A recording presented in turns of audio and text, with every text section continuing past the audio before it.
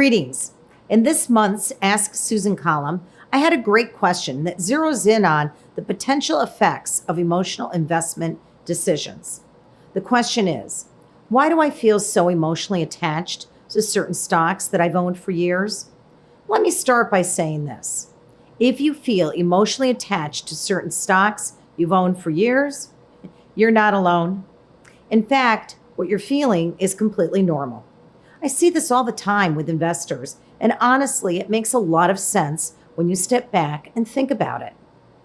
Because the truth is, not every investment starts with a detailed, long-term strategy. A lot of times it starts much more casually.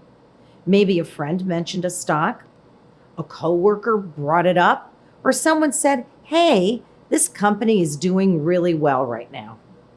And in the moment, it feels like an opportunity you don't want to miss. So you buy it. And here's the catch. When you buy a stock based on a tip, you often don't have a clearly defined reason for owning it. There's no real framework for why you bought it, what role it plays in your portfolio, or when you should consider selling it. So what happens over time? Instead of relying on a clear investment strategy, you start relying on familiarity. You've held it for years, you've watched it move up and down, it becomes part of your portfolio and part of your thinking. And without realizing it, that familiarity starts to turn into emotional attachment. Now, even if you didn't buy a stock from a tip, the same thing can still happen. A lot of people buy stocks for reasons that feel logical at the time. Strong performance, belief in the company, a connection to the product or brand, confidence in leadership. But over time, that stock stops being just an investment and starts feeling like something you know, something you've experienced. There's actually a name for this in behavioral finance. It's called the endowment effect, and it's a simple idea. We tend to place a higher value on things we already own, just because we own them. And if you were looking at a brand new stock today, you'd evaluate it objectively. But if you already own it, now it's, I've had this for years, it's done well for me, I don't want to let it go. That shift from objective thinking to emotional thinking is incredibly common. And this is where it starts to matter. Because emotional attachment, while natural, can quietly influence your decisions in ways that may not serve your long-term goals. You might hold on to a position longer than you should, even if the original reason you bought it no longer applies. You might let one stock grow too large in your portfolio without intentionally deciding that's the right move, which can lead to concentration risk, increased volatility, and missed opportunities elsewhere. And this is where disciplined investing really comes into play. Building a well thought out portfolio isn't something that happens by accident. It does take discipline, ongoing oversight, and proper diversification across sectors and asset classes. It also requires making thoughtful decisions about when to buy, when to sell, and at what price. Not based on emotion, but based on strategy. Because every position in your portfolio should have a purpose. It should fit into a bigger picture, not just exist because it's familiar or because you've owned it for a long time. So the goal isn't to eliminate emotion, it's to manage it, to step back and ask, does this still align with my goals?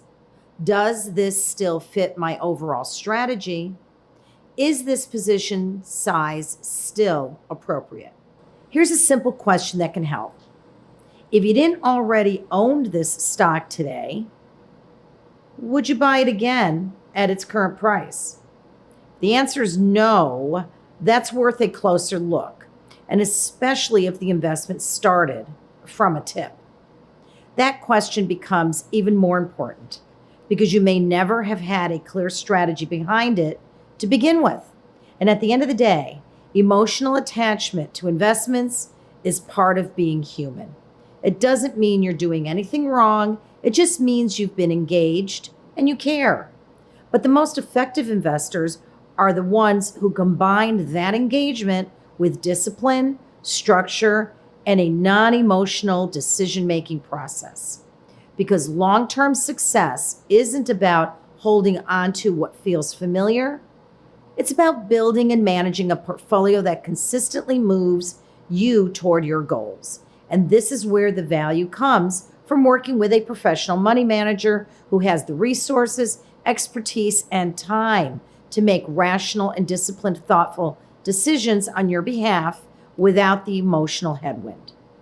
At Stiles Financial, we're structured to work with our clients in helping them manage through some of these very decisions. You may have done a great job up to now with your assets and know when it's time to engage a professional to help to intercept and do the heavy lifting for you to help guide your wealth to the next level. So thank you for joining me today, and tune in next month for our Women's Edition topic. Thank you for watching. Ask Susan is an educational column created by Stiles Financial Services. SFSI is an SEC, fee-only RIA in Minnesota. Information presented is to be used for conversational purposes only, with the intent to spark a dialogue between you and your financial professional to see if it pertains to your own unique circumstances. This is not the receipt of or a substitute for personalized advice from Stiles Financial or any other investment professional, and is not intended as an offer of solicitation for the sale or purchase of any specific securities, investments, or investment strategies. Stiles Financial Services is not a law firm or accounting firm, and no portion of this program should be interpreted as legal, accounting, or tax advice. Viewers are encouraged to seek advice from a qualified tax, legal, or investment advisor to determine whether any information presented may be suitable for their specific situation.